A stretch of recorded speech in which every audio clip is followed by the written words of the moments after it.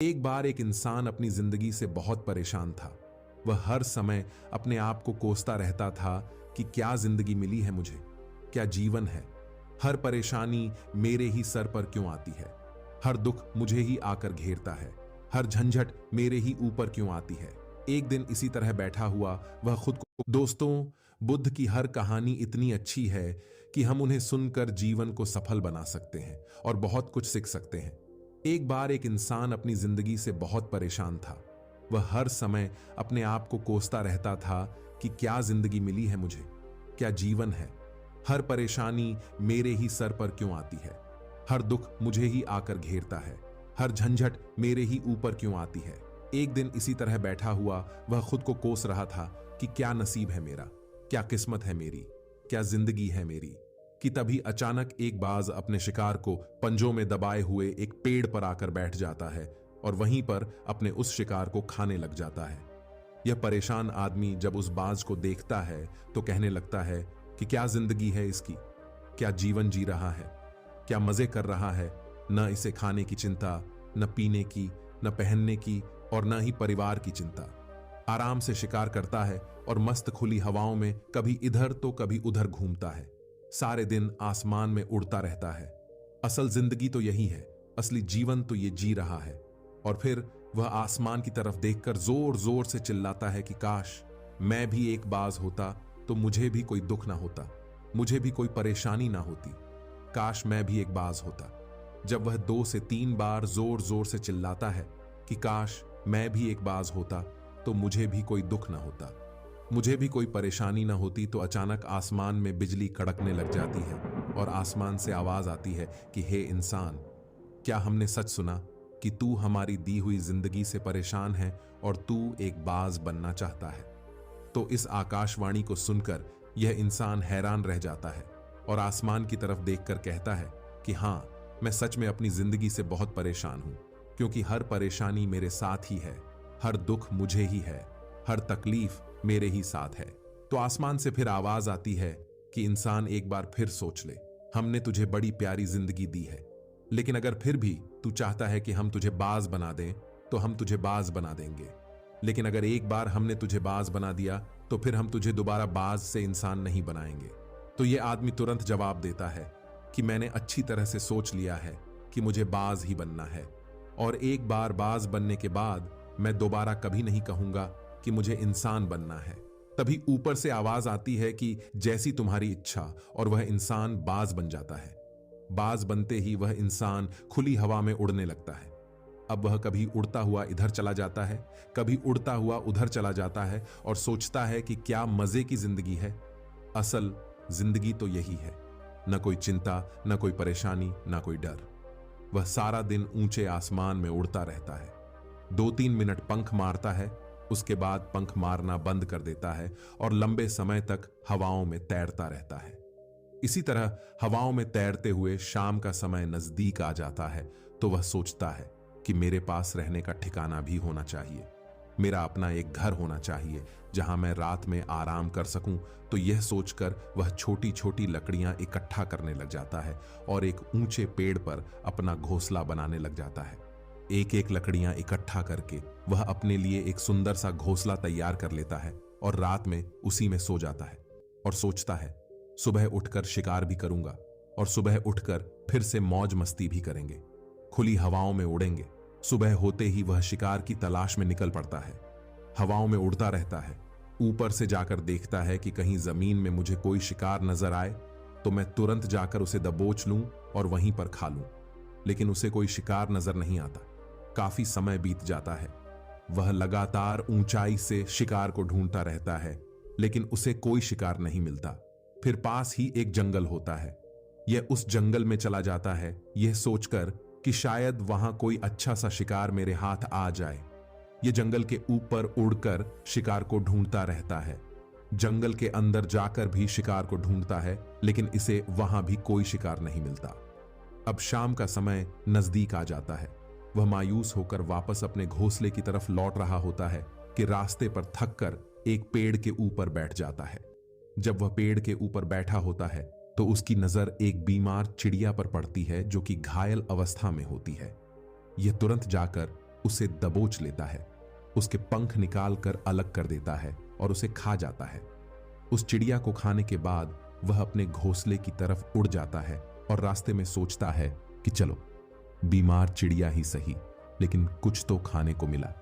वह अपने घोंसले पर पहुंचकर आराम करने लगता है और सोचता है सुबह एक अच्छा सा शिकार पकड़ना पड़ेगा और अपनी भूख मिटा लूंगा। जैसे ही सुबह का प्रकाश होता है, वह निकल पड़ता है अपने शिकार की तलाश में। वह हवा में उड़ता रहता है, लेकिन आज फिर कोई शिकार इसके हाथ नहीं आता। काफी समय बीत जाता है। यह ऊंचाइयों पर जाकर अपनी तेज नजरों से शिकार को ढूंढने की पूरी कोशिश करता है, लेकिन इसे कोई भी शिकार नजर नहीं आता। फिर वह पास के उस जंगल की तरफ चला जाता है, लेकिन इसे वहां भी कोई शिकार नहीं मिलता। इसी प्रकार पूरे दिन उड़ते उड़ते शाम का समय नजदीक आ जाता है, तो यह निराश होकर वापस लौटने लगता है और रास्ते में एक पेड़ पर आकर बैठ जाता है। सोचता है शायद आज फिर कोई बीमार ही चिड़िया मिल जाती, लेकिन हर बार किस्मत मेहरबान थोड़ी होती है। अब तो कोई बीमार चिड़िया भी नहीं मिलती। वह थक हार कर वापस अपने घोंसले की तरफ चल पड़ता है और घोंसले पर पहुंचकर भूखा प्यासा ही सो जाता है और सोचता है कल सुबह एक बड़ा सा शिकार करूंगा और आज की भूख भी मिटा लूंगा। वह रात को अपने घोंसले में सोया होता है, गहरी नींद में होता है कि तभी एक भयानक तूफान आता है। इस तूफान की हवा इतनी तेज होती है कि इसके घोंसले को उड़ाकर फेंकती है और घोंसला बर्बाद हो जाता है। बाज बुरी तरह घायल हो जाता है। तूफान के रुकने के बाद बारिश शुरू हो जाती है। तेज बारिश होती रहती है, पर यह किसी तरह से पेड़ों के नीचे छुप कर बैठा रहता है। बड़ी मुश्किल से इसकी रात कटती है। जब सुबह होती है तो बारिश रुक जाती है। बारिश के रुकते ही चारों तरफ खुशियां छा जाती हैं, चारों तरफ हरियाली छा जाती है। नदियां और झरने तेजी से बहने लगते हैं। सब कुछ फिर पहले के जैसा हो जाता है, लेकिन यह बाज अब पहले जैसा नहीं रहा। इसका पांव बुरी तरह घायल हो चुका है। इसके पंजे में एक लकड़ी लगी थी, उसकी वजह से इसका पंजा बुरी तरह क्षत विक्षत हो गया था।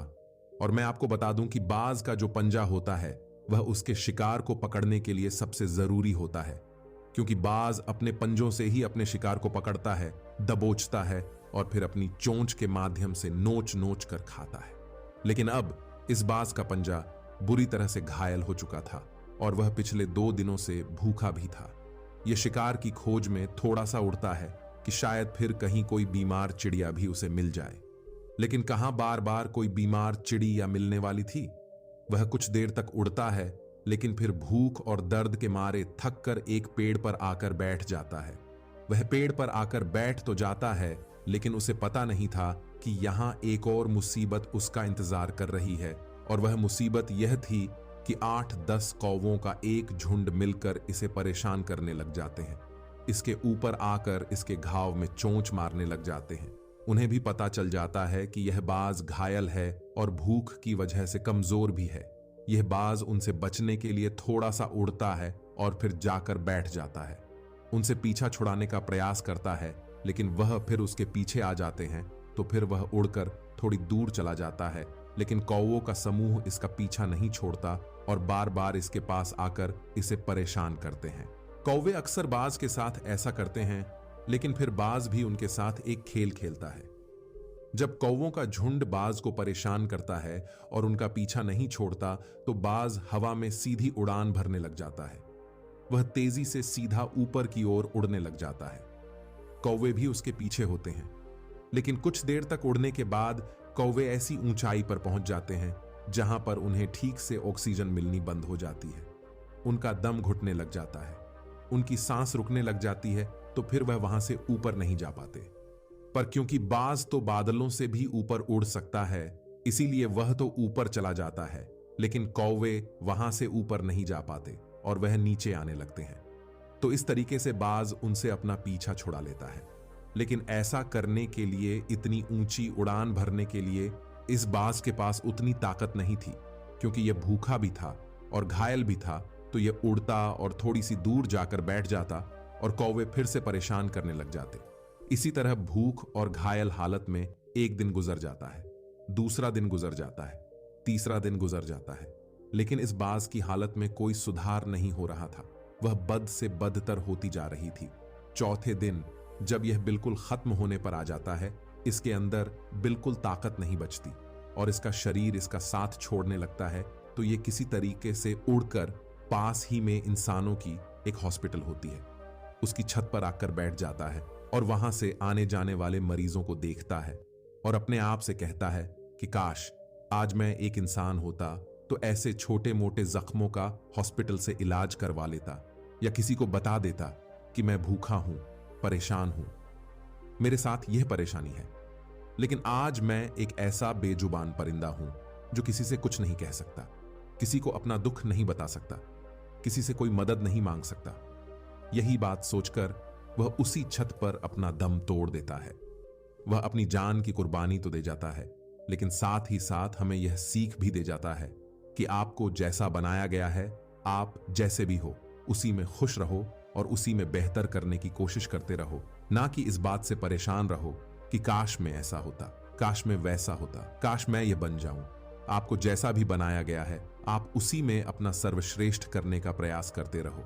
दोस्तों, यह कहानी तो काल्पनिक है, लेकिन हमें जीवन का एक बहुत ही महत्वपूर्ण नियम सिखाकर जाती है कि हम जैसे भी हैं अच्छे हैं, बस हमें उसी में अपना सर्वश्रेष्ठ करने का प्रयास। एक लड़का था, उसका नाम प्रकाश था, जो एक नगर में रहता था। वो अपने जीवन से बहुत ही निराश था। उसकी निराशा का कारण यह भी था कि वो अब तक अपने जीवन में कुछ भी नहीं कर रहा था। उसके माता पिता उसे ताने मारते थे कि तुम्हारे सभी मित्र कुछ न कुछ कर रहे हैं, लेकिन तुम अभी भी घर पर बैठे हो। दोस्तों के बीच भी अक्सर उसका मजाक उड़ाया जाता था। वो कहीं जाता तो लोग उससे पूछते कि तुम क्या कर रहे हो। उसे यह बताने में भी शर्म आ रही थी। वो कुछ नहीं कर रहा था। धीरे धीरे उसने रिश्तेदारों से मिलना जुलना कम कर दिया और लोगों से मिलना भी बंद कर दिया। वो ज्यादातर समय घर पर ही रहता है। वो अकेला रोता है और भगवान को कोसता है और अपनी किस्मत को दोष देता रहता है। अब उसे अपना जीवन बोझ लगने लगा था। कभी कभी वो सोचता था कि कब वो कुछ करने के लायक बनेगा, और फिर वो सोचता कि जिंदा रहने से अच्छा मर जाना है। एक दिन वो अपने नगर की एक गली से गुजर रहा था। तभी उसने देखा कि एक उपदेशक दुख और परेशानियों पर उपदेश दे रहा है। वो भी उसी भीड़ में सबसे पीछे बैठ गया और गुरु के प्रवचन को सुनने लगा। गुरु कह रहे थे कि दुख एक शिक्षक की तरह है जो हमें जीवन की सच्चाई दिखाता है और हमें जीने का सही तरीका सिखाता है। आप चाहें तो जिंदगी को सही तरीके से जीना सीख सकते हैं। गुरुजी उपदेश दे रहे थे कि तुम चाहो तो कुछ भी हासिल कर सकते हो और अगर चाहो तो एक कोने में बैठकर रो सकते हो। इन सभी बातों को प्रकाश ध्यान से सुन रहा था, लेकिन शिक्षक की यह बातें उसे पसंद नहीं आई। उसने खड़े होकर कहा कि कुछ भी सिखाने से दुख दूर नहीं होता, इसमें केवल दर्द होता है। दुख की पीड़ा अनंत है। ऐसा लगता है कि इसके बाद कुछ होने वाला नहीं है। इससे कुछ भी फर्क नहीं पड़ता है। इसके सामने तो मौत भी छोटी लगती है। गुरु ने कहा, फिर तुम्हारा दुख क्या है? प्रकाश ने उसके सामने अपनी सारी बातें सुनाई और पूछा, मेरे दुख का कोई उपाय है आपके पास? यह सुनकर गुरु मुस्कुराए और बोले, तुम उस दिन मेरे पास आना जब तुम्हारे जीवन में वास्तविक दर्द हो। मैं तुम्हारी समस्या का समाधान अवश्य करूंगा। यह कहकर गुरु वहां से चले गए। प्रकाश ने सोचा कि कहीं मेरा दुख नकली तो नहीं है? क्या मैं जिस दर्द से गुजर रहा हूं वो नकली है? मेरा दुख कोई नहीं समझ सकता। जब मेरे मां बाप नहीं समझते तो गुरु क्या समझेंगे? उसने दुखों से परेशान होकर एक फैसला लिया कि अब वो कुछ तो करेगा। प्रकाश ने एक छोटा सा बिजनेस शुरू किया, पर उसे सफलता नहीं मिल रही थी। लेकिन वो अपने बिजनेस में लगा रहा और धीरे धीरे उन्हें सफलता मिलनी शुरू हो गई। फिर उसने गति पकड़ी और केवल 3 साल के अंदर ही वो एक बड़ा बिजनेसमैन बन गया। अब प्रकाश के आसपास ऐसे कई लोग थे जो उसकी परवाह करते थे, जो उससे प्यार करते थे। अब उसके परिवार के सदस्य भी उसकी तारीफ करते करते नहीं थक रहे थे। दिन ब दिन उसके मित्रों की संख्या बढ़ती जा रही थी। अब वो अपनी जिंदगी से बहुत खुश था। उनके कुछ दोस्तों ने उन्हें सलाह दी कि जब आप एक बड़ा बिजनेसमैन बनकर बहुत खुश हैं, तो सोचिए आपको कितनी खुशी होगी अगर आप इस शहर और इस राज्य के सबसे बड़े बिजनेसमैन बन जाते हैं। कितने लोग आपसे जुड़ना चाहेंगे, आपकी कितनी बड़ी तारीफें होंगी और खुद राजा भी आपसे दोस्ती करना चाहेंगे और जरूरत पड़ने पर आपसे पैसे भी उधार लेंगे। दोस्तों की ये बात प्रकाश के मन में बैठ गई। अब वो और पैसे कमाने की कोशिश करने लगा, लेकिन उसे ये सब बहुत ही जल्दी चाहिए था। वो समय बर्बाद नहीं करना चाहता था। वो अपना खाली समय भी इन सारी चीजों को प्राप्त करने में लगाने लगा। इसलिए वो ऐसे काम करने लगा जो सही नहीं थे। उसने बड़े बड़े उधार लेने शुरू कर दिए। वो ज्यादा पैसे कमाने की लालच में अपने माल में मिलावट करने लगा। उसने अन्य व्यापारियों के खिलाफ भी साजिश रची और उन्हें डराया धमकाया। जैसा उसके दोस्त कहते थे वो वैसा ही करता था। वो इन तरीकों से ज्यादा पैसा कमा रहा था, पर अब उसके जीवन में पहले जैसा चैन नहीं था। उसके मन की शांति धीरे धीरे गायब होने लगी थी और वो रात को ठीक से सो नहीं पाता था। वो हमेशा हंगामे में रहता था। वो सब कुछ पाकर भी उसे किसी चीज में सुख नहीं मिल रहा था। एक दिन प्रकाश अपनी गाड़ी में कहीं जा रहा था। तभी रास्ते में उन्हें वो गुरु का आश्रम दिखाई दिया। वो रुका और गुरु के पास जाकर बोला, संत, आपने मुझे अपने पास आने के लिए कहा था जब मेरे जीवन में सच्चा दुख आता है। अब मैं बहुत दुखी हूं कि मेरी नींद हराम हो गई है। मुझे कहीं भी शांति नहीं मिल रही है। इस प्रकार प्रकाश ने अपनी सारी समस्याएं गुरु को बता दी। तो गुरु ने कहा, जब तुम पहली बार मुझसे मिलने आए थे तब भी तुम किसी दुख में थे। तुमने उस दर्द से क्या सीखा? प्रकाश ने कहा कि सिर्फ सोचने और चिंता करने से कुछ नहीं होता। हमें उस पर अमल करना पड़ता है और सिर्फ काम करने से कुछ नहीं होता, परिणाम भी मिलना चाहिए। जब आपको लगता है कि आपका लक्ष्य हासिल नहीं होने वाला, तब बीच में